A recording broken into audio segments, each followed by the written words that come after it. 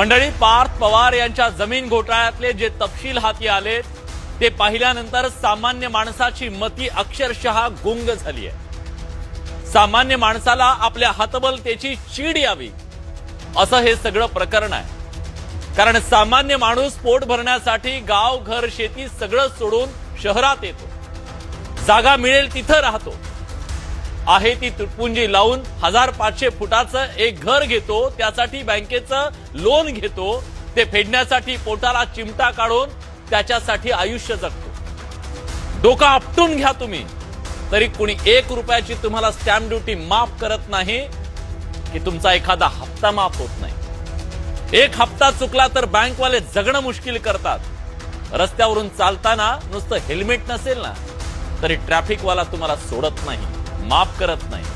आणि हे लोक हातोहात सरकारची 1800 कोटींची जमीन हडप करण्याचा प्रयत्न करतात। या लोकांना जमिनी हडप करण्याचा भस्म्या रोग झालाय असं म्हटलं तर काय चुकलं सांगा। 1800 कोटींची जमीन 300 कोटीला खरेदी केली असं दाखवलं, तीही फक्त कागदोपत्री। 300 कोटी तर दिले नाहीतच, पण त्या व्यवहारापोटी 21 कोटींची जी स्टॅम्प ड्युटी होती, जी सरकारला भरायची होती, तीही भरायची यांची दानत नाही। तिथेही लबाडी करून माफ करून घेतली, म्हणजे 1800 कोटींची 40 एकर जमीन फक्त 500 रुपयात हडपली।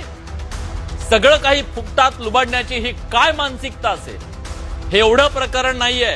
पार्थ पवार यांच्या अमेडिया कंपनीनं पुण्यातल्या कृषी विभागाची 15 एकर जमीनही हडप केल्याचा आरोप होतोय आणि त्या प्रकरणात 9 जणांवर गुन्हा दाखल करण्यात आलाय। त्या घोटाळ्यात सुद्धा पुन्हा तेच सगळे मुख्य कलाकार। हे काय चाललं? एवढा कॉन्फिडन्स येतो कुठून? घरातला मुलगा 1800 कोटींची जमीन खरेदी करतो आणि वडिलांना ते माहित नसतं, यावर कोण आणि कसा विश्वास ठेवेल?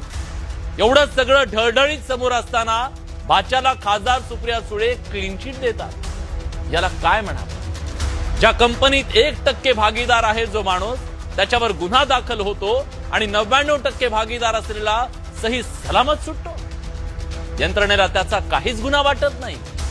म्हणूनच आज प्रश्न विचारतोय की पार्थ पवार यांना वाचवलं जातंय का?